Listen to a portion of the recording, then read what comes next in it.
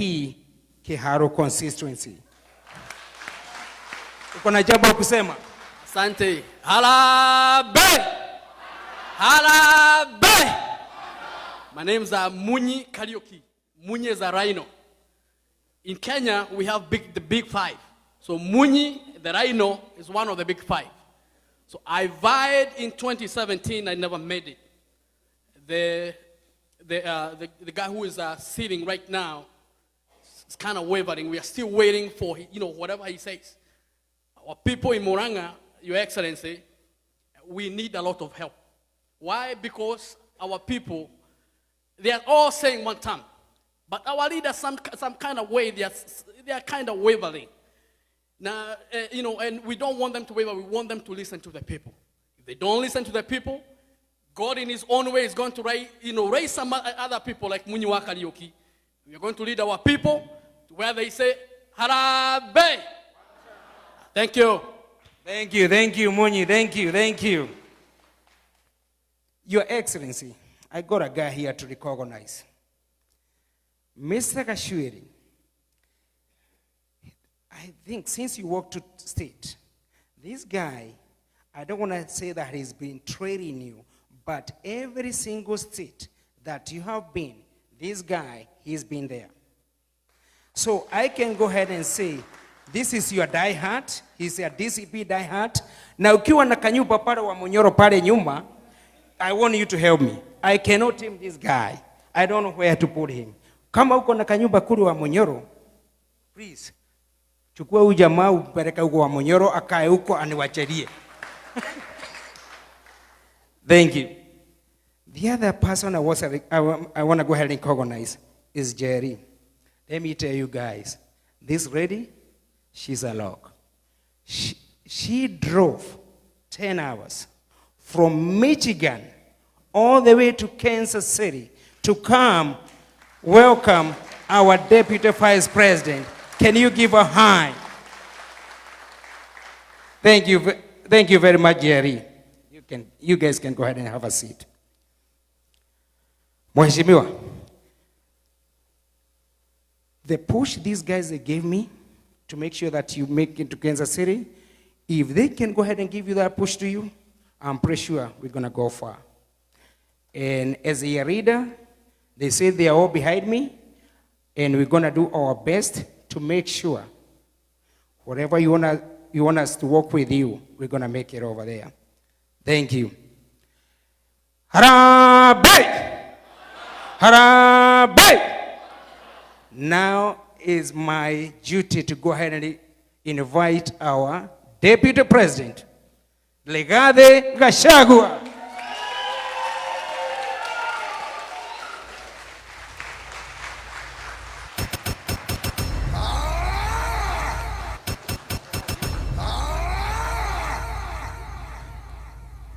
Thank you very much. Please be seated.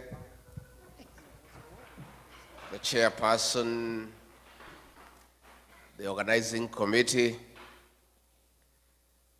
the great people of Midwest, fellow Kenyans, God is good. And all the time. Nisalimieni kwa hewa. Bwana Yesu asifiwe. Bwana Yesu asifiwe tena. Hi, cousins. Hi, cousins. Cousins, hi. Hi. Hi, bros. Hi, bro. Hi, sis. Hi, bro. Hi, shemeji. Hi, shemeji. Hi, neighbors. Hi, neighbors. Midwest, hi. Hi. Midwest, hoi. Hoi. Asanteni sana. Thank you very much. Let me take this opportunity on behalf of my wife, Pastor Dorcas, and I, and our small delegation, say how delighted we are since our arrival to this great city of Kansas and this region for the very warm welcome, all the way from the airport, all the way to the residence where we are staying. We had some dinner last night. This morning we went to President Truman's Library and Memorial, and it's been awesome. Even as we arrived for this town hall engagement, we want to thank you for the warm welcome. I must tell you from the bottom of my heart that we feel very loved and appreciated. In fact, we are feeling spoiled. You know, sisi tumezoea kukibiswa nyumbani na kasongo na tiagas. So when we have wonderful people around us, full of smiles, loving us, appreciating us, we are feeling on top of the world. I wish I had more time here. Unfortunately, I have to leave early in the morning. But I'll be back. I'll be back. Yeah? I've really loved this city and the people. You are wonderful people. You are very welcoming. I deserve to spend more time with you because it's a rare opportunity. Secondly, let me thank you, our great people from Kenya, for being united, for staying together and loving one another. That is the Kenyan spirit, and that is my wish. And I'm very happy since I came to the US more than a month now. Wherever I have gone, I've found Kenyan people. They love one another and they stay together. I am very encouraged, and that is the message I'm sending back home, telling our people what I have found in the United States, that our people are one, our people love one another. And I want to encourage you to continue loving one another, staying together, be your brother's keeper. Let us hold each other's hand and let us live in peace, harmony, and love, because that is the right thing to do. Why is Rigathi in America? Rigathi has come to the United States to listen to the ground, because I believe no leader can succeed unless you align with your people. And the only way to align with your people is to listen to them. That is where Kasongo has lost it. He forgot he was elected by people. He doesn't listen to them anymore. And even when there is issues, he doesn't care. He doesn't give a damn. I belong to the school of thought that continuous engagement is a hallmark of good leadership. So I came to the States to listen to the ground.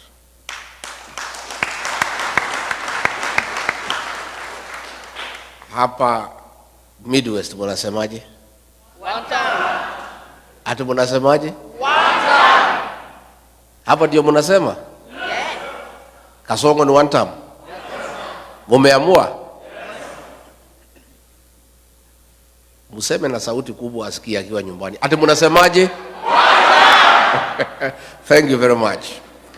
I've come because the people who live in the United States are part of Kenya. And they, like other Kenyans, care about home. And more than anybody else, the people living here are troubled by what is happening at home. They are anxious, they are fearful, they are worried. And I came so that I brief you as to what is going on back home. And I tell you the few ideas that we have of what we need to do.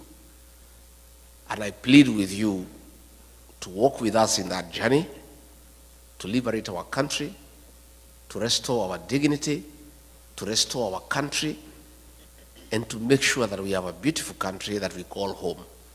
Because at the end of it all, east or west, I have no doubt in my mind that all of you in this hall and all of the Kenyan people across the United States and elsewhere have a plan one day to go back home. Is that true?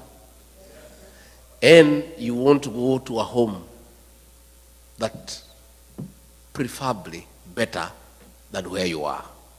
So it is your concern, it is your prayer that home works, systems work, there is a peaceful environment to do business, there is security, there is healthcare, there is education, so that when your days come and you need to come back home, you can leave your children here continuing with your investments and retire back home to a very peaceful retirement, and that is what all of you would wish.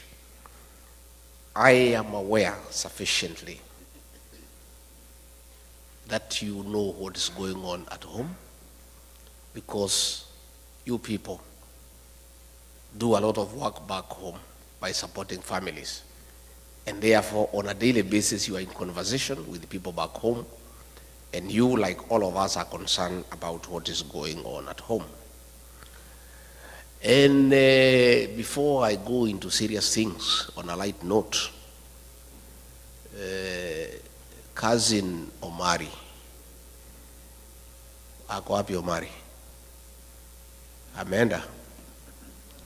Where is Omari, the guy who is married in Lemuru? Omari? Omani. Where is he, the guy who is married in Lemuru? So when you see him, you tell him, traditionally, and I think that's why he has left. I think somebody from Mulima must have sold me. Because I wanted to tell him, traditionally, all the girls are my daughters. Yes. And payment of dowry is a life thing. So anytime, anytime you meet your father-in-law, you must. So I had hoped to kutana naye nyuma ya hema, anipatie kitu in dollars, because of having my daughter from Lemuru. Let me say this with a light touch. Let me say this. Back home, it's tough. There are tears. There is anguish. There is fear. There is uncertainty. Our children between the ages of 15 to 24 are being abducted and killed by the state. More than 200 kids since 2024 have been abducted, tortured, and killed, and others have disappeared. Parents worry. When you don't know where your child is, you cannot sleep. If you call your child and the phone is off, you are worried. And the situation has been worsened. That Kasongo and his boys have now gone berserk, and they no longer fear, and they no longer pretend. The CS in charge of Interior, Kipchumba Murkomen, in broad daylight, gave an order to police to shoot, to kill. A week later, Kasongo himself, shamelessly, in total impunity and total disregard of the Bible teaching that thou shalt not kill, in total violation of the Kenyan Constitution, publicly announced that our children should be shot in the leg. The chairman of the National Assembly Committee on Defense and Foreign Relations, Nelson Koech, corrected Kasongo very angrily that the kids should not be shot in the leg, they should be shot in the head. That is the situation we face as a country, where in total disregard of the Constitution, against biblical teachings, a president of a country elected by the people has the audacity to give orders for the extermination of our children. That is why Kenyans are saying, Bwana Kasongo, even if you pipe milk to our homes, even if you build roads made of gold, even if you paid us every day 100,000 shillings, your hands carry the blood of our children. And there is no way we can vote for you. And that is why the one-term movement is now like a religion in Kenya. Everywhere you go, where 2 or 3 are, that is the discussion. In the Uber, in the salon, in the matatu, in the bar, the discussion in the country is that this man must go because his hands bear the blood of our children. I want to say that this situation cannot be allowed. And since he is not pretending anymore about the killing of the children, he has announced it himself. The people of Kenya have no choice but to make sure they send him home and remove him from office through an election. And that is what is going on. Besides that, the economy is on a nosedive. Pending bills, people who worked with the government for many years, he has refused to pay them. They are owed more than 900 billion Kenya shillings. If you look at the Nation newspaper every morning, there are about 10 to 12 pages of auctions of properties being sold belonging to businessmen who did work for government and they have not been paid for the last 3 years. The only consolation is that nobody is buying the property because nobody has the money to buy it. So they keep on re-advertising every week because there is nobody who has money to buy the properties.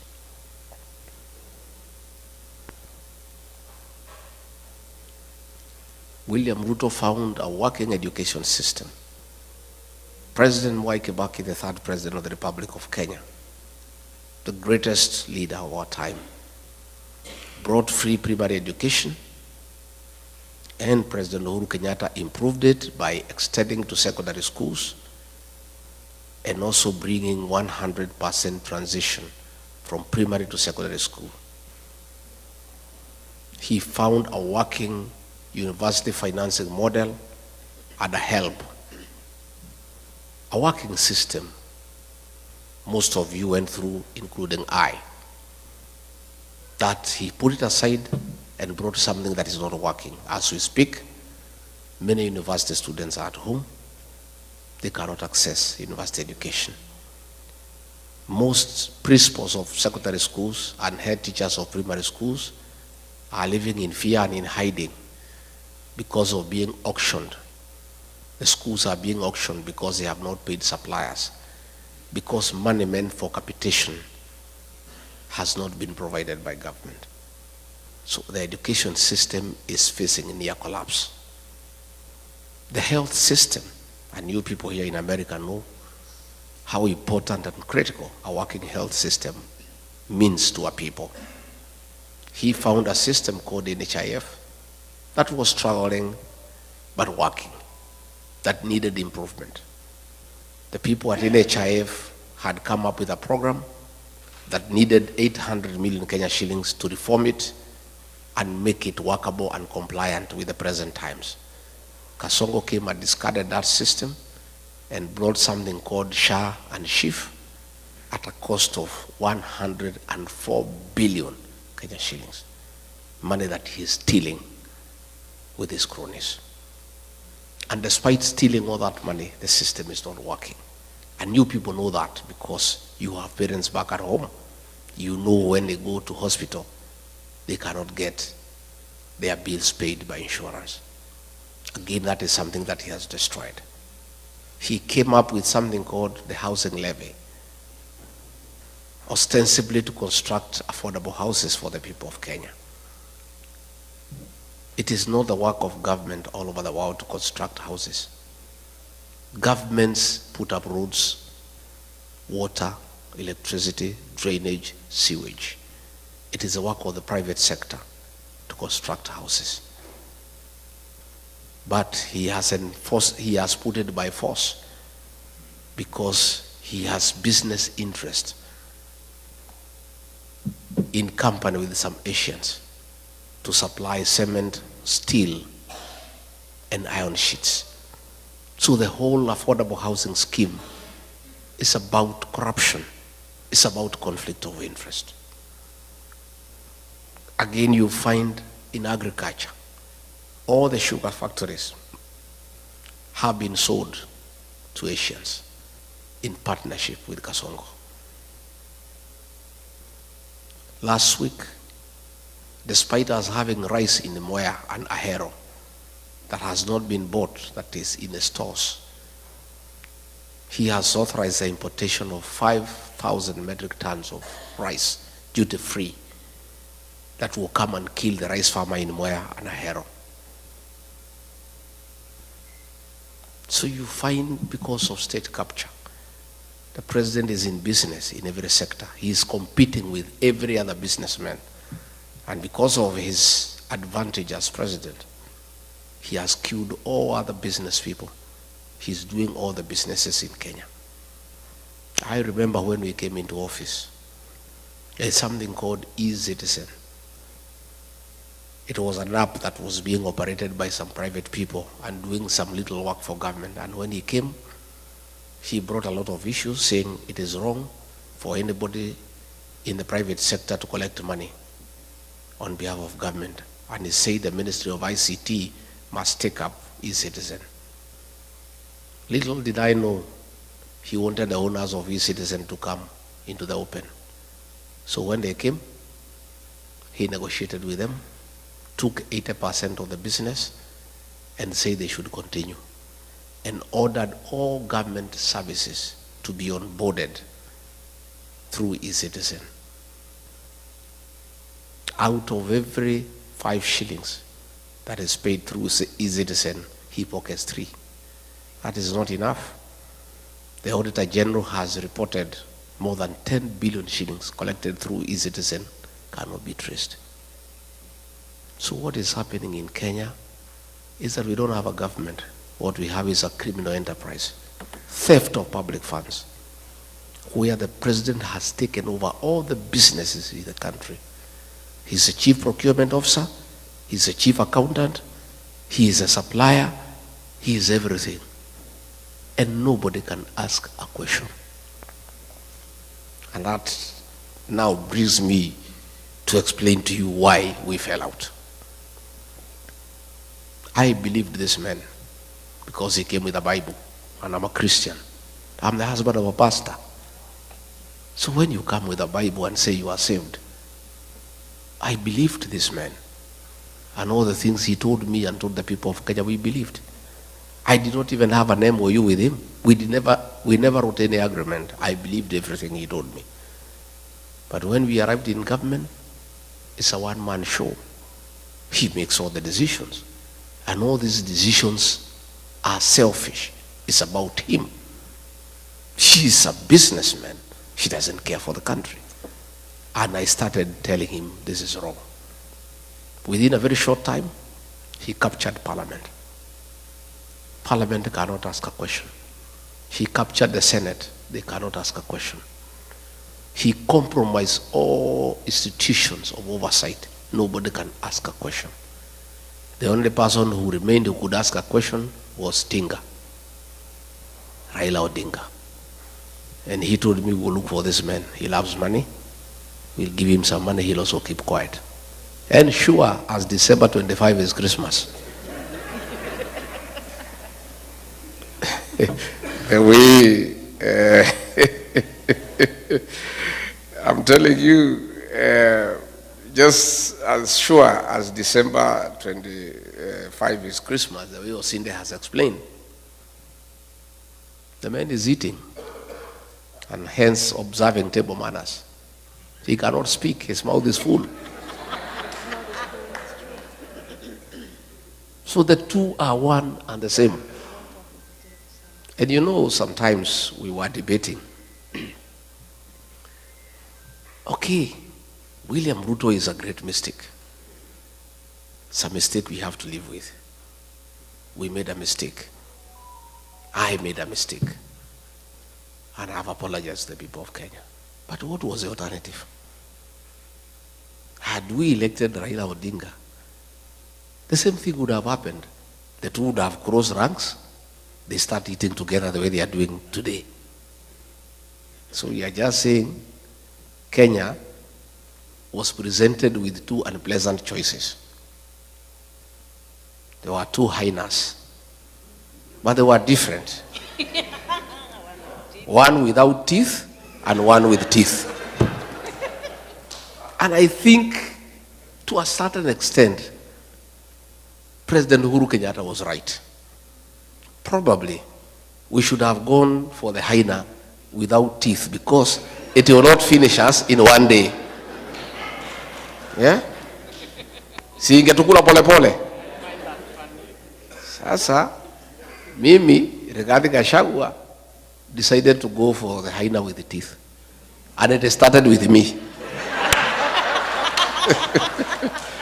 So somebody was telling me, much as I sympathize with you, nafikiri ni sawa, hii fisi iko na meno ilianza na wewe.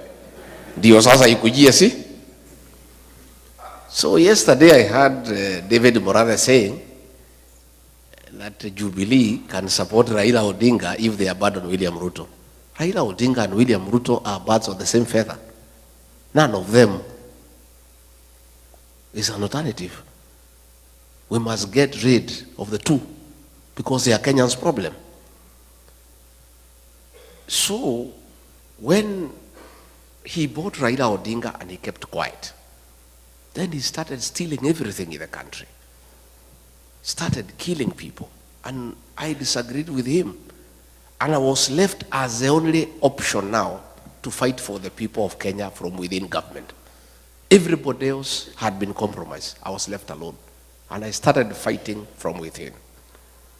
So when he decided to kill our children, the Gen Z, I said no. And when he insisted and killed them on June 25th, 2024, I went to Mombasa and called a press conference as Deputy President and told him off. And that was our parting shot. We never talked again from that day. We would only communicate in messages because I called him out publicly for killing our children.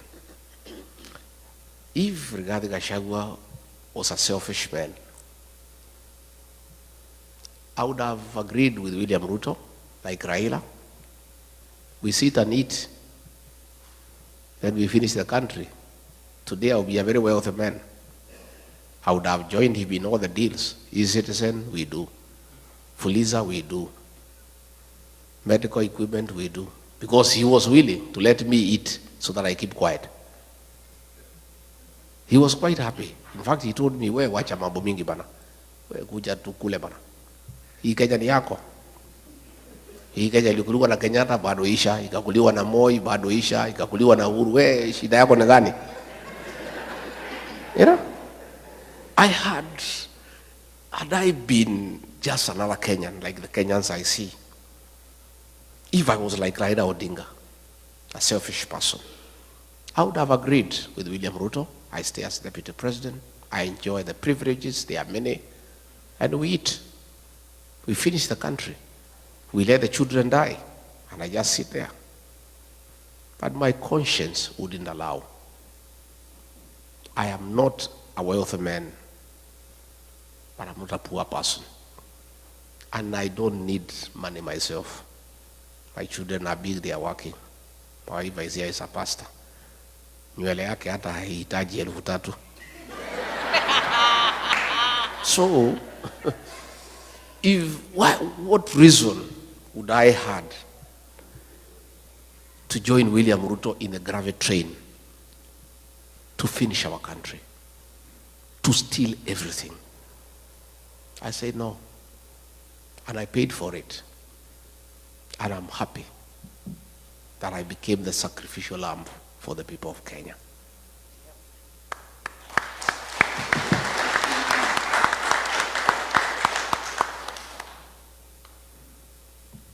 We will fix our country, and I want you to be comfortable in the knowledge that the darkest hour is just before dawn. Our dawn is coming. The mood in the country, people of Kenya have made a decision, and nothing can change that decision. In fact, it's only that it's far away. Ni mbali sana. 2 years is a long time. But we don't have a choice because we are a democracy, and we don't want change through unconstitutional means. We want change through the ballot. So what we're asking is Kenyans to persevere, to be resilient, to be patient, and we'll make the change at the right time. I was worried before I came here that the level of impunity by the president is becoming dangerous because people are being killed every day. When we had Sabasaba, the government hired criminals to burn shops, to destroy property under police supervision. Policemen were shooting people without caring. Young children were killed, and the president did not care because there is nobody to ask him any question. And even when we complain, he doesn't care. I am very encouraged that through your efforts, the day before yesterday, the chairman of the Senate Foreign Relations Committee, Senator James Rich, tabled a bill in the House calling for a review of the status of Kenya as a non-NATO ally for several reasons. Among them, that William Ruto is working with the terrorist groups, most notably RSF of Sudan, where he is in gold business with Hemeti, and where Kenya supplies arms to go and kill children and women in Sudan. The Americans have complained that he has also been doing business with Al-Shabaab. The Americans have called for investigations on abductions, extrajudicial killings, use of police to attack civilians, and other violation of human rights. And within 90 days, an investigation will begin, and a report to be made within 180 days. And there is real panic in Nairobi. I saw William Ruto today fumbling with words, trying to explain himself, but trying to digress from the real issues. He was saying that the Americans have a problem with him because he is having a relationship with China. And he is having a relationship with China because it's good for the country. But he's running away from the real issues. And because he follows me wherever I am, it is good for me to tell him why the Americans have a problem. Not just the Americans, the people of Kenya. The Americans have just heard the cry of the Kenyan people, and they are raising issues. William Ruto aka Kasongo. Please, the Americans want to have an investigation to unearth your business dealings with the Hemeti of RSF in Sudan, where you are doing gold business and in reciprocity supplying arms to the terrorist group to kill women and children in Sudan. You cannot run away with it because we have the evidence. I was your deputy when those meetings took place. I have all the details. And we are giving those details to the Americans. And we are right here in America.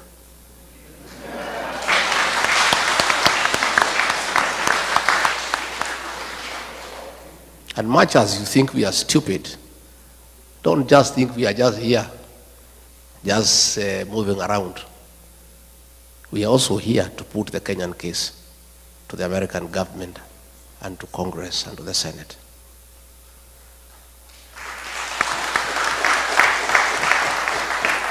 William Ruto, you need to know, the Americans want to know why you are working with Al-Shabaab.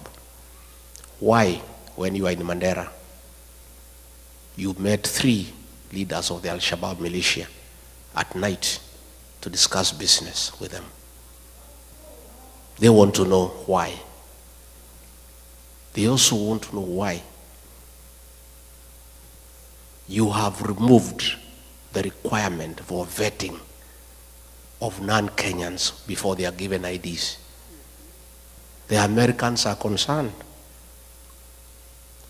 that suspected terrorists will be registered as Kenyans and they will find their way to America and the rest of the world and create terror in the world. Your decision to suspend vetting of foreigners before they are given registration in Kenya is a threat to world security. And not just the Americans are concerned, Kenyans are concerned too. And this you must answer. You cannot endanger the security of the world because of your business interest. It is true you are doing business with Al-Shabaab, but you cannot endanger world security. The Americans also want to know why, against the Kenya Constitution, you have become the worst violator of human rights in Kenya. Why are you abducting young children? Why are you killing young children? Why did you abduct American, Turkey nationals of American origin who were abducted and disappeared? These are things that are in the radar of the American security system. You can play around with people in Kenya, but you cannot play with the American government. They have you on the radar. And the evidence is everywhere. And you cannot run away from it. So please, don't hide behind China. The issues you need to confront are well known to you. That you have compromised world security in pursuit of business interest. And this time around, you will not escape. You may push people around in Kenya. You may harass everybody in Kenya. But I don't think you have the capacity to harass the American government. And they have you under the radar. You can run, but you cannot hide. Your day is coming. I want to say that the evidence is there. The shoot to kill orders by Kipchumba Murkomen, he cannot deny. Your own order of shooting people in the leg, you cannot deny. So even if you get the PS for Foreign Affairs to issue statements, the evidence is everywhere. And you must be held to account. In fact, the other day when I was here, I was with some senior American leaders. Last Sunday, And we were watching live a meeting taking place in Murang'a, where policemen were beating leaders and they were protecting armed goons. And these American leaders could not believe that it is possible for policemen to attack civilians. They could not believe it. They could not believe that policemen can escort gangs to beat civilian population. William Ruto, that evidence is here in America. And there's no way you can run away from it. And those things will come to light. On that matter, let me appeal to all of you. In your respective states, you have senators, you have elected, you have congressmen, you have elected. Please tell them about Kenya. Tell them to support this bill when it comes to the floor of the House. Give them details of what is happening in Kenya so that they are well informed, so that they can support the bill, so that a review is done. And our request to the American government and the American people, please don't punish Kenya because of the atrocities of William Ruto. Don't withhold military aid to Kenya. Don't withhold sharing of intelligence with Kenya. Don't withdraw all those facilities that come with that privilege of being recognized as an ally of the NATO states. All we are asking the American government to do, once you confirm all these concerns, help us. Don't have sanctions against the people of Kenya or our country. Please, just do the right thing. Impose sanctions on William Ruto as a person never to come to America.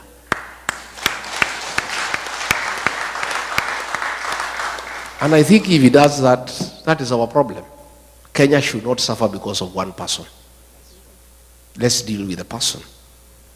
And I think if the government here can impose sanctions against him, that he cannot come to America and he cannot go to other states that work with America, our problems will be sorted instead of punishing the country because of the actions of one person.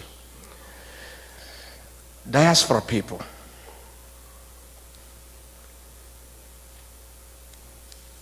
you people are very important partner to any serious administration. In the 70s, coffee was #1 foreign exchange earner for our country. In the 80s, it was overtaken by tea. Tea became #1 foreign exchange earner for our country. In the 90s, both coffee and tea were overtaken by tourism, and it became #1 foreign exchange earner. But as we speak today, all those have been overtaken. The #1 foreign exchange earner for our country, Kenya, are remittances from the diaspora. It is you guys. You are the drivers of our economy. Our economy relies on you. It's the dollars you send home that we use to pay our public debt. It's the dollars that you send home that we use to import products from across the world. It's the dollars that you send home that are running our embassies. Hence, you are a very important stakeholder in the economic development of our country. For those of us who rear dairy animals, the dairy cow, for it to give you milk, you must look after it. And if you don't, it will refuse to give you the milk. You must give it hay, you must give it dairy meal, you must give it lucerne. Nowadays, at home, we are supplying mattresses for cows to sleep on so that they don't feel cold at night. And some farmers are going to an extra mile to make sure the cows are happy and they produce milk, of playing country music of Ken Rogers and Don Williams to the cows so that they can produce milk. The diaspora brigade is our dairy cow for the Kenyan economy. We must look after you guys. And there is no way you guys are going to send your own money home for Kasongo to steal it. You will not agree. So we must correct the situation. You guys want nothing to do with corruption.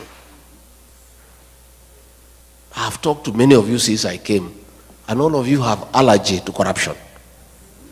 Isn't it? In fact, everybody I've had a chance to speak, they are telling me when they come to the airport how they are treated. When they go to Nyayo House, the way they are treated. And you guys cannot stomach it. We must deal with corruption in Kenya decisively. And they say the fish rots from the head. The problem we have in Kenya is the president is a leader of corruption in the country. State House is a crime scene. There are Asians there with briefcases every day, and he spends all the time with them. Sometimes he would keep me there as deputy president for 5 hours as he is talking to Asians, discussing deals. For us to deal with corruption in Kenya, we must start from the top. And then we come down. You guys must bring your money back home. Our country should stop borrowing money from other countries and borrow from you because you have the money. But you can only give us the money if you are sure we'll give it back to you. And if it will be spent prudently for the benefit of the country. And those are the things that we want to form the government together, so that we can have very practical programs that satisfy what you want.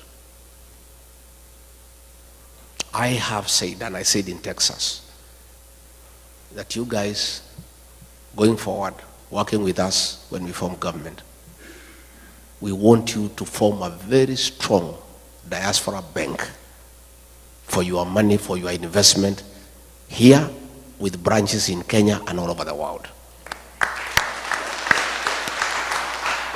You guys have sufficient capital to start a big bank, and you have the right personnel to run that bank professionally. And you see what will happen. If you have a diaspora bank with branches in Kenya, all the properties you have bought in Kenya, you'll use them as collateral to borrow money from that bank and invest here in America. But as it is today, all the plots and the land you have bought in Kenya cannot help you, because you are borrowing here from the banks here and they cannot accept Kenyan titles.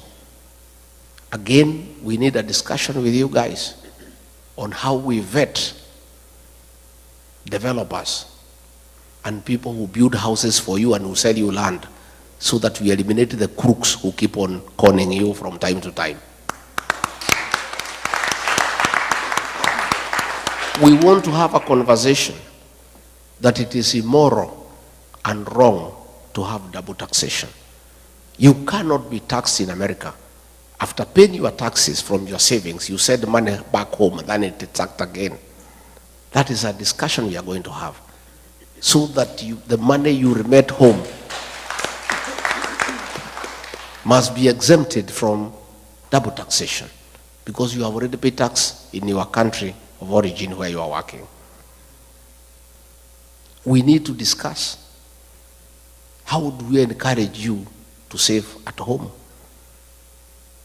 Can we have an incentive-driven package where we give you an interest rate that is higher than what you have here in America, so that you have the motivation to save your money back home, so that this money can be available for on-lending to other people and for government work, and your money is earning higher interest than your country where you are working. So I'm saying, I have come to start engaging with you. I don't want to engage you when we form government. I want to start this engagement mapema. So by the time we form government, because we are going to form government, already we have a plan in place for implementation. And that is why I want to create a mechanism for engagement with you people the way we are engaging today, so that we have a way we shall be engaging, so that you tell us what you want us to do. We also benefit from your experience in a country that is working. Devolution here is working. You know, I was here last night, it was raining. When we came out, you cannot even know it has rained because the drainage works. Huh?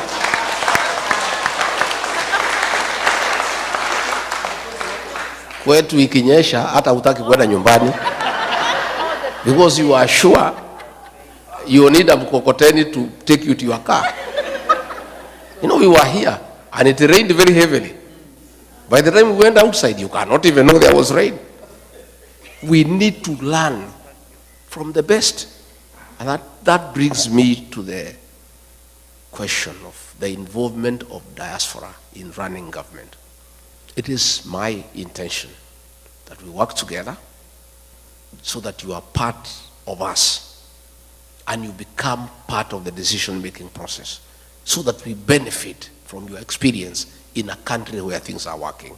To start with, the embassies across the world, it is my conviction that we'll get the best service, consular services, if you have people who have worked here in America for 30, 35 years running our embassies. Yeah? We would get the best investment opportunities if you have people who know what the Americans want in the embassy, because you know their strength, their weaknesses, their preferences, and where we can do business together. I mean, an ambassador serves for 4 years. So when you appoint a politician from Nairobi to come to Washington, he takes 1 year for us to know his way around here. Exactly. True? True. First 1 year. Yes. Where do I take my children to school, hospital, nini, 1 year imeenda. Second year, start making friends with the Americans here. Imeisha. Mwaka ya tatu, kujua Wakenya wanakaa wapi. Before he can even now start working, he is on his final year. Isn't it? But if you have somebody who has stayed here for 30 years, already who has a home, we simply walk to the office and start working without wasting any time. Ataletwa tu Nairobi, there is a course there, kufundishwa kukula na uma nini, already you know. Yeah? So even that course you'll be exempted. Senor, you know, they come there, how to hold a wine glass, nini, what, table manners, nini. So you guys, those things you already know. Yeah? So nafikiri, you only come for that course for 2 weeks to understand your reporting mechanism. How will you be working with the PS? How will you be working with the president? Those are the little things mtafundishwa wiki mbili tatu. But all the other things here, you know. Isn't it? So it's my intention. And that is a promise I'll keep.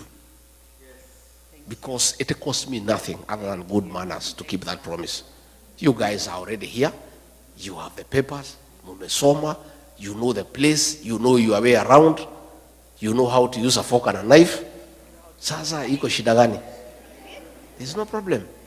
Number 2, I have said, I also want you guys to come to the National Assembly and help us make good laws. Yeah? I want you to come to the Senate and help us make good laws. I want you to come to the county assemblies and help us make good laws on devolution. So, I want to appeal to you, wale munaweza, muende nyumbani, mupiganie viti. Lakini on top of that, we shall nominate one person from diaspora to go to the Senate, another one to go to the National Assembly. Yeah? And In the counties, we are strong. At least every county assembly, we have one person from diaspora to come and help us to make good laws for devolution. Because devolution is working out here. And we want to borrow from people who know. Again, we'll also want you to come and serve in the national government. Let us have 1 or 2 PSs, wako pale. Let us have a cabinet secretary, ako pale. Let us have people in parastatals. You guys have the necessary expertise and experience. And I think for any leader who wants to make a difference, it is foolish not to utilize the available capacity for the country. And you guys have all the necessary capacity to assist the president to run a country successfully. So these are things that we want to do, and we'll be able to help each other. Again, I said when I was in Texas that we'll have to add 2-3 consulates across this large country to help. I think asking everybody to go to Washington or Los Angeles is a bit too hectic. So we'll add 1 or 2 or 3. Again, we'll introduce mobile consular services so that we have people coming here for a month. They issue IDs, passports, and they go to another state. That is something we can be able to do so that we make it a bit reasonable and cheaper for you to access consular services by bringing the services where you are. I am a strong believer. I am a very strong believer that it is our business to take the government to the people, not the people to the government. It is us to take the government to the people.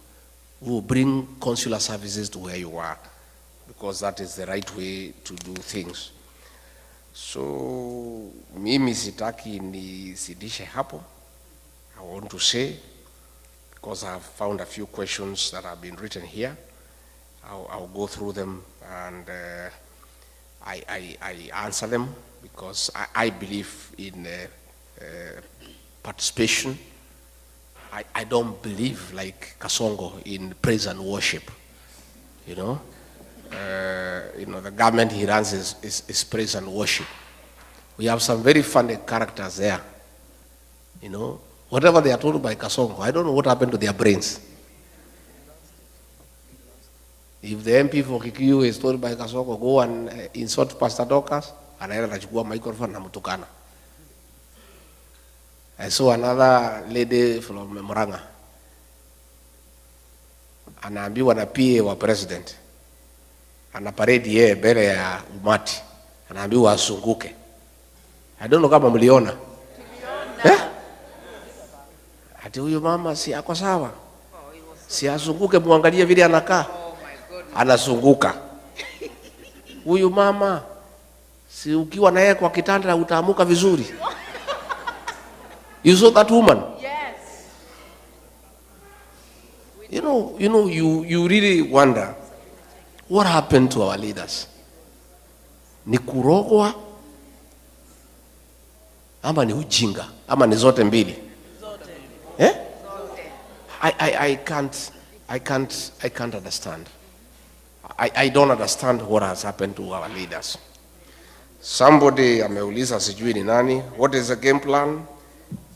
You are impeached, so you won't run or otherwise. Nani ameuliza hiyo? Somebody ameuliza hiyo? Let me explain. Rigathi Gachagua is a presidential candidate. And nothing stops me from running. The Kenya Constitution says the right to vie for office is absolute. And you can only be stopped from running if you have been convicted. And even if you have been convicted,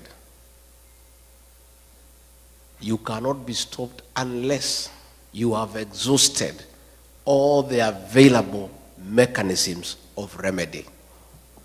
Last year, 2022, the Honorable John Weluke, before before the elections was convicted for 74 years for theft. You remember? Yes, we do. And he went to committee and he was given bond pending appeal. He appealed to the Court of Appeal. And as the case was going on, the elections were there. And he went and ran and nobody stopped him because you can't. And he won. Later on, the appeal went through, the conviction was quashed. Had he been denied a chance to run because of the conviction by the High Court, and then let alone he is let to go, his rights would have been violated. I underwent a very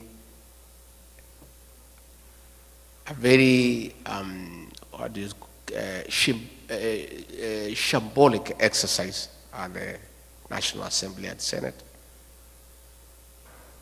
Everybody knows there was nothing. People were paid. MPs were paid 500,000. Senators were paid 10 million. Haraka, Ruto paid them. And we went to court under Article 50. And Article 50 says, no man shall be condemned unheard, and the right to fair hearing is absolute. I did not get a chance to defend myself in the Senate. I was in hospital. I did not present my evidence. So this is a matter that will be dealt with by the courts, and in the fullness of the time we shall be vindicted. In the meantime, the matter is in the High Court. It has not even started. If it is go to the High Court, depending on the way it goes, if I win, the state can go to the Court of Appeal, the matter proceeds there. If I win again, they can go to Supreme Court. Or vice versa.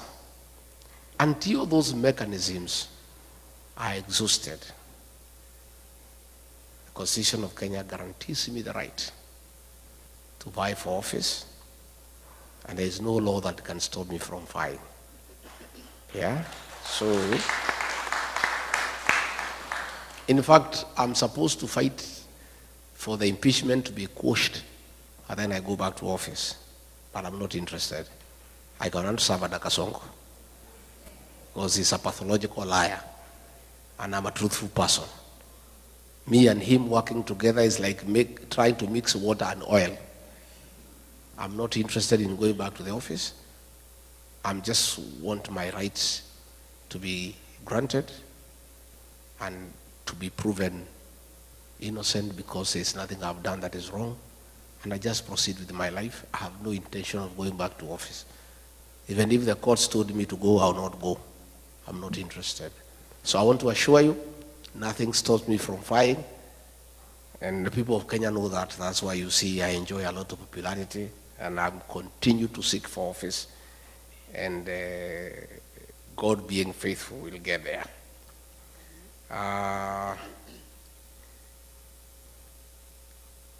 Now that you are teaming together, do you have a very strong candidate to face Ruto? Because we can't stand another 5 years of Ruto regime. Jackson. The second statement is true. We cannot stand another term of Ruto. Because if he is telling policemen to shoot people and he still wants our vote, what if we elect him and he doesn't need the vote? He'll shoot us himself. True or false? Yeah? Do we have a strong candidate to face William Ruto?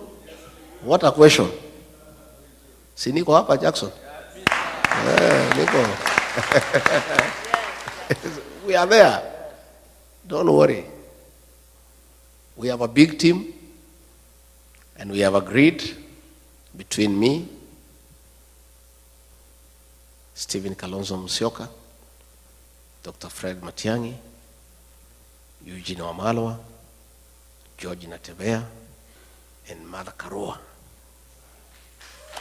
And anybody else who wants to join us, Ata or Mtata, whoever, hatujafunga na tuweze funga. Kila mtu atafute kura zake.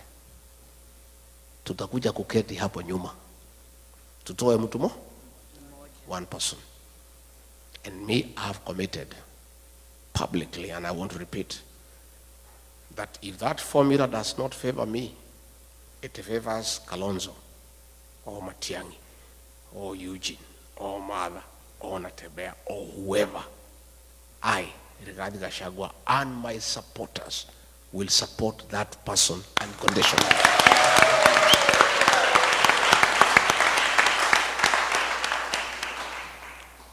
Lakini Mungu akisaidia ikuwe ni mimi, hiyo mtu nitakimbiza yeye kama baisikeli ya kuibiwa.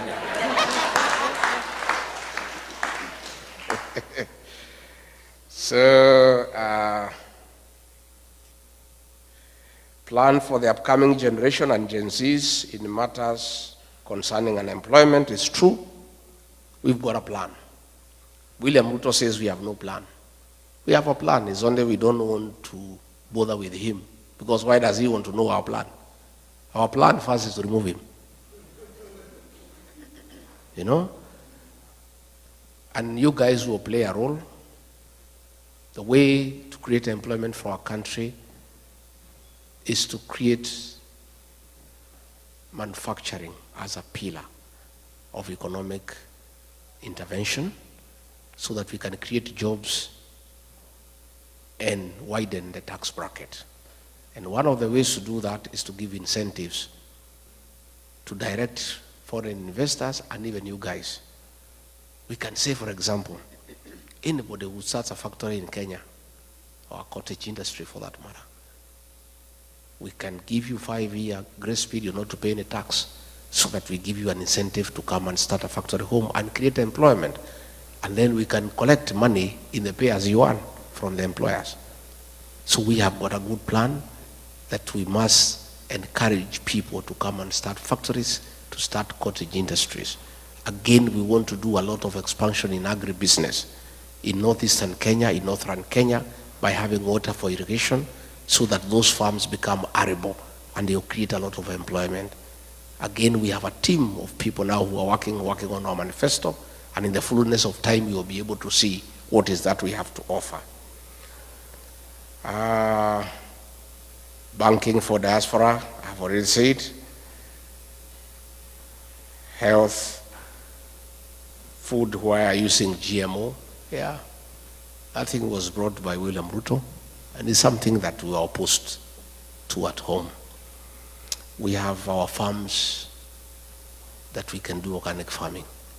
We don't need GMO in Kenya. It's unnecessary, you know. And these are things that were done hurriedly without proper research, without looking what are the health implication and what is it for our country. Because we can produce enough food for our own consumption and surplus for export. We don't need to import GMO from America or from anywhere else.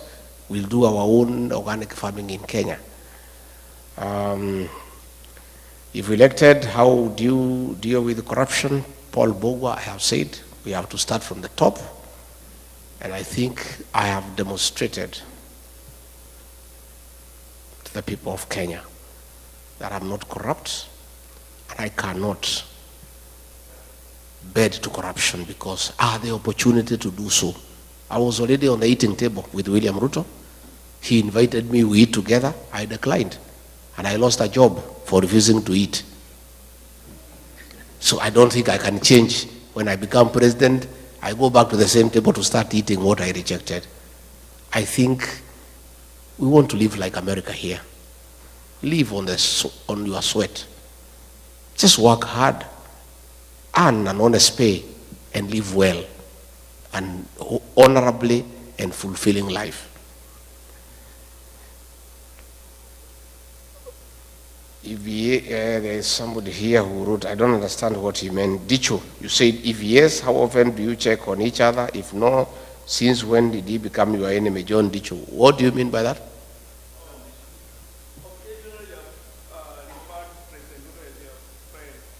Refer to? As your friend. Is this still your friend? Who? You know what happens? You know what happens? Ruto, by the way, is not my enemy. He's the enemy of the Kenyan people. Yeah?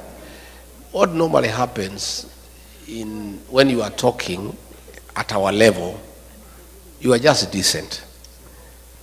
You refer somebody as my friend, as my brother, but not necessarily because he's your friend. It's just etiquette. Yeah? It's just etiquette. I have no enemy. I have no issue. I am not vengeful, but I'm responsible. William Ruto is not my enemy. He's the enemy of the Kenyan people. And the Kenyan people will have to deal with him in a decent manner through the ballot. Yeah?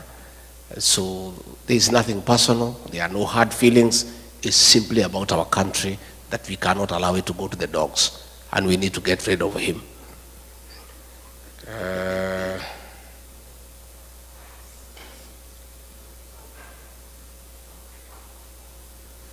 Why do we keep sending money so easily and yet we can't vote from the comfort of our beds using our gadgets? How come you keep on saying you understand the ground and yet when we want to run for a political position from here, it is a problem? How are you going to reconcile these issues? We'll have to develop our electoral process, but it takes time. The voting here is electronic. It's a democracy spanning over several hundred years. Our democracy is 61 years, 62. We keep on improving every day. We haven't yet reached there where we could go electronic. Mostly our people, the rural population, quite a bit of illiteracy and sub-illiteracy, but we are getting there. With time, I'm sure, in years to come, we'll go fully electronic so that you can, as you say, vote from your bed. Yeah, but tutaenda pole pole so that we get there. Again, we are going to lobby IBC to increase the voting polling stations here in the states because, as you have said, it's very expensive to go to Los Angeles, to go to Washington, to go to New York. IBC is independent. I cannot give a commitment in totality, but all I can promise is that we are going to lobby them to increase the stations. We have a very vibrant constitution, and when you were in office, some goons went to the Kenyatta's farm, but unfortunately nobody was apprehended and taken to court. What happened? Mine aware is true. Kenyatta's farm was attacked, and some people were even trying to blame me. And I just kept quiet because Uhuru Kenyatta knows he was president of the Republic of Kenya. Issues to do with a retired president, his welfare, his security, his allowances, his travels are dealt with by nobody else other than the sitting president. There is nobody who could have attacked Kenyatta's farm without the knowledge and the concurrence of the sitting president. Rigathi Gachagua has never been president. Yeah? And it was something that was being done so that they can make us, the leaders from the mountain, fight each other. Yeah? His security was withdrawn, that of his mother, and they were trying to say, no, he's the deputy president who ordered the withdrawal of the security of President Kenyatta. How? There's nobody. Even today here in the US, matters to do with the former presidents will be dealt by the president himself. Even the Retirement Benefits Act for retired presidents is administered by the controller of State House. Yeah? So what happens if Kasongo ever comes here? You direct that question to him. He'll be able to give you an answer.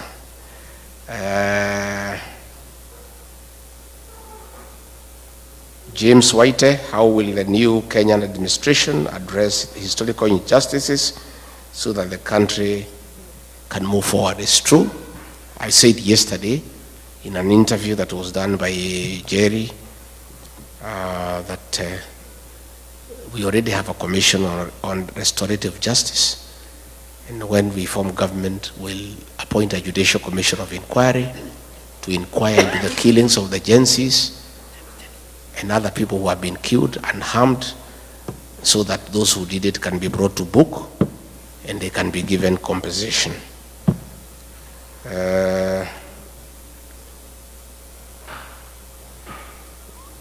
Peter Mongai, which formula will you use to select your flag bearer, considering the flag bearer must be acceptable? Hiyo sasa ndio kadi yetu. Tukitoa hiyo si tumeisha. So hiyo hatuwezi sema saa hii. But there will be a good formula, and I can tell you we'll come up with a good candidate. And we are not in a hurry. For now, our candidate is Ruto must go, and our plan is one term. Because if we announce our candidate now, Kasongo atatusumbua sana. Hata mwekea vikwazo na kumsumbua na kumutatiza. So wacha tukae namna hiyo. Our candidate for today is Ruto must go, and our plan is one term. Wacha angangane na Ruto must go, na angangane na one term for now. Yeah? And that's why he keeps on saying, where is your plan? So that he can start attacking it. Yeah? Mimi napingana na nani? Unapingana na Ruto must go.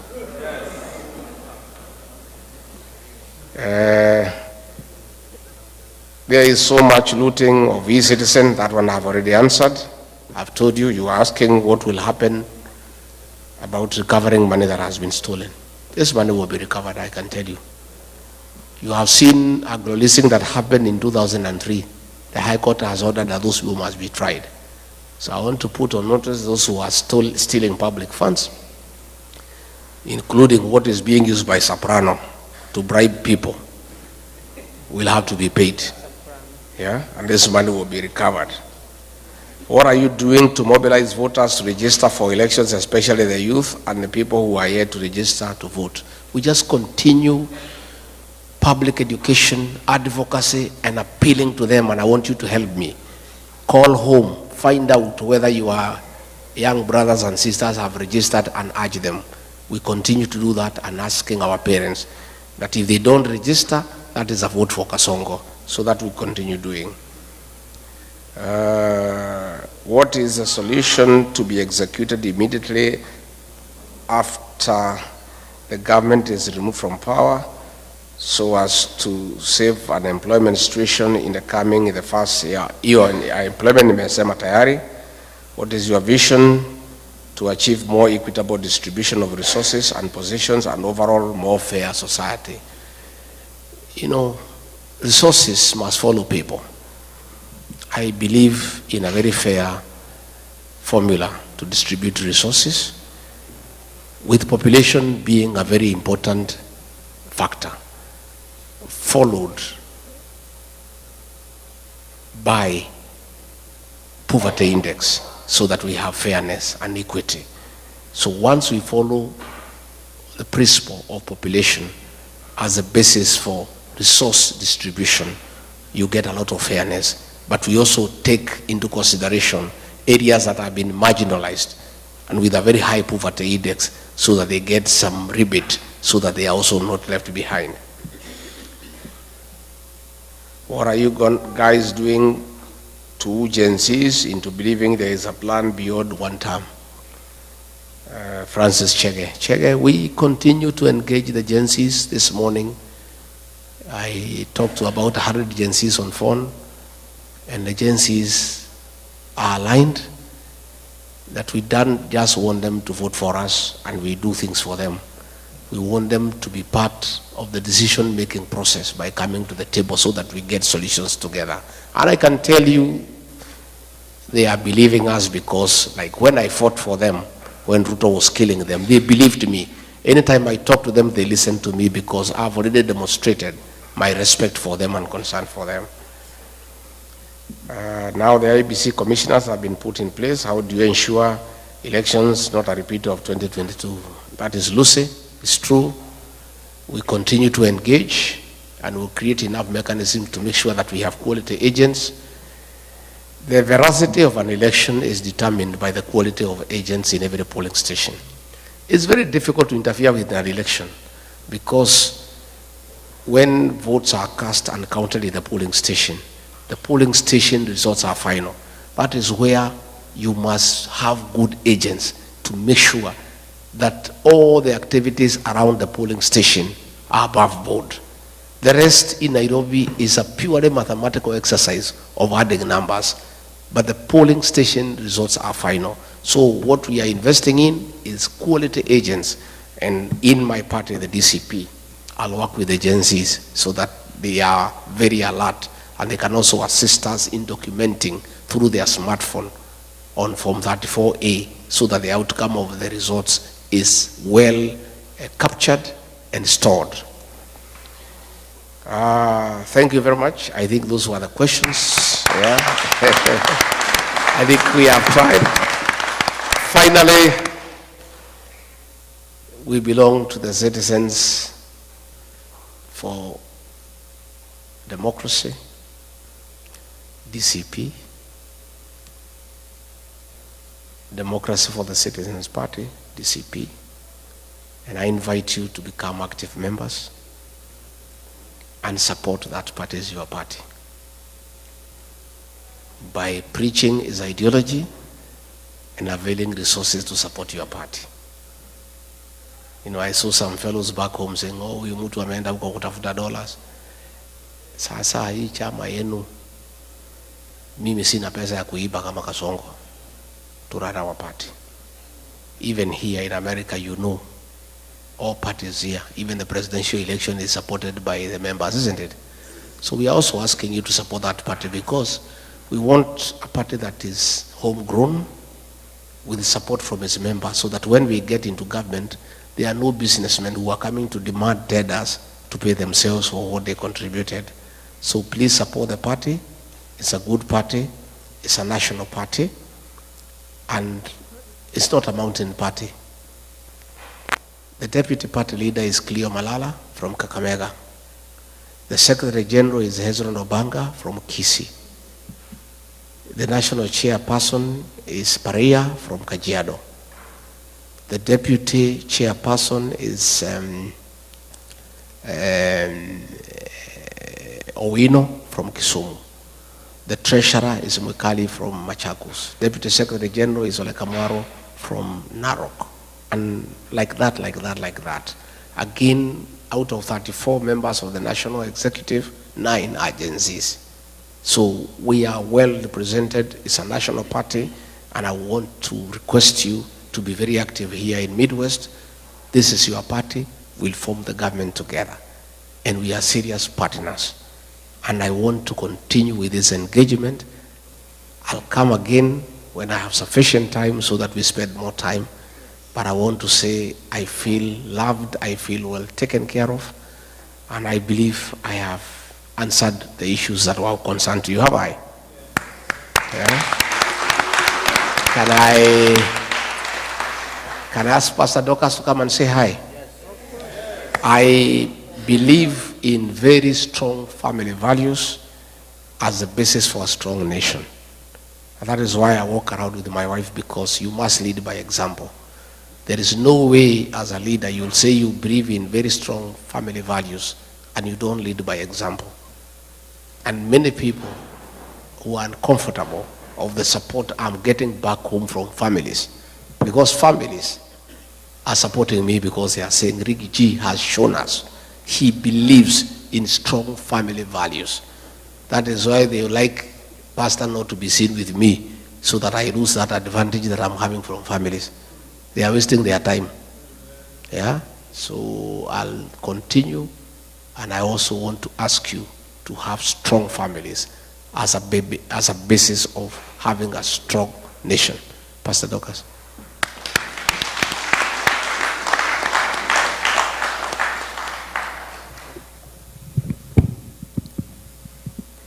Thank you very much, the People's Deputy President, the committee that has put together this event. And ladies and gentlemen, and our children who are here, I can see you're already getting hungry. And you know I'm a pastor, we could kesha. Now, I want to say just a few things. I'll only take a few minutes. If God loves you very much, there are things he's going to give you. One of them is a listening ear. The other thing he's going to give you is a seeing eye. When you can be able to hear, you can hear the voice of the people, and the voice of the people is actually the voice of God. You can also see the suffering of the people, and by seeing the suffering of the people, your conscience is pricked so that you can change the conditions of the people. Now, you shall know the truth, and the truth shall make you free. You have just heard from the truthful man. And the truthful man has a wife who also supports him to speak the truth. Because the moment you speak the truth does not have two colors. It has only one color. You cannot kill the truth. You can hide the truth. But eventually, the truth will come out and you'll be vindicated. And that's why you must always stand for the truth. In Kenya right now, we thrive in many things, and one of the things I think people are revolting against is listening to lies, deception, and some of the things that are abhorring the whole world when we speak one thing and do the other. As a pastor, I know very well that the commandments form the substratum of every constitution of the world. And one of the things that we must abide by is respecting the sanctity of human life. Whether it is in the womb of a mother and when it is produced, and we can see the reality of it. Now, shooting the leg amounts to killing our children. As a mother, I say no. We cannot stand and not speak about it and speak like it is not happening. When you say shoot the leg, what do you mean? Many of you are working with the health sector. If you are shot in the leg, can you die? Yes. If you are shot in the head, can you die? Yes. Then what we are saying is simple. We need to be decent human beings with a conscience that tells us that our children are asking for what is true and what is just. All they are asking is stop corruption. They are asking for us to make it an environment that they can be able to thrive in. They have gone to school, they want jobs. And all as parents we need to do is to have a listening ear and see the suffering and the groaning of the people and do something about it. In the Proverbs 23, verse 23, it says, buy the truth and do not sell it. The other thing that you must buy and keep is wisdom and instructions and insights. And I'm sure tonight, everything that you have engaged in centers on this. Buy the truth. Do not sell it. Do not tell lies. Do not steal. Do not commit adultery. Do not murder. Do not give false witness.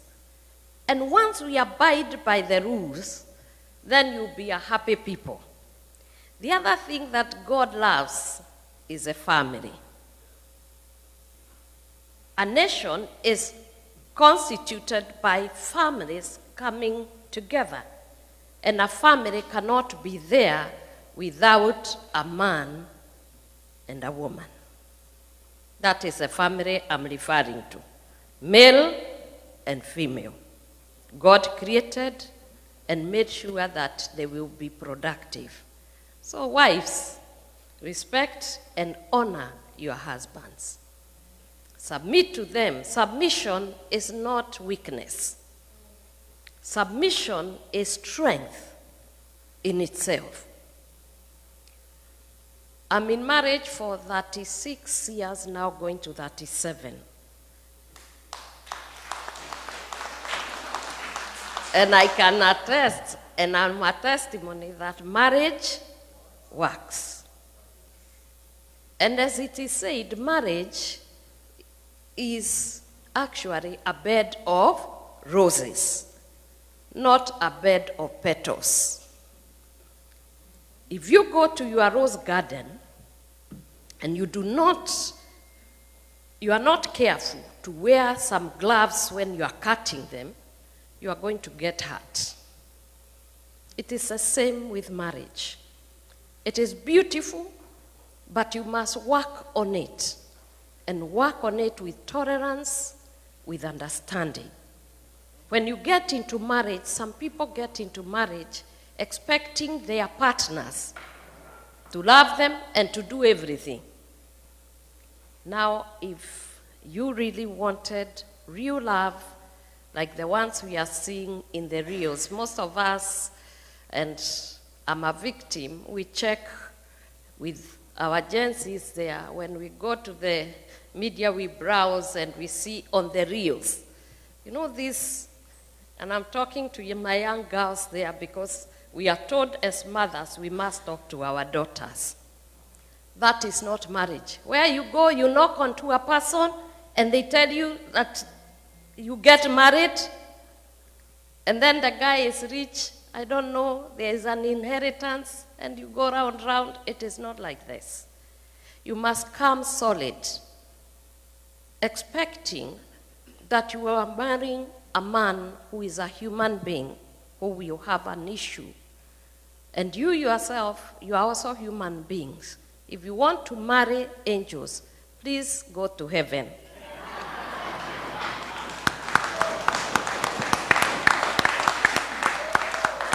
And while you are at it, we will be preparing to bury you, because you must die to go to heaven.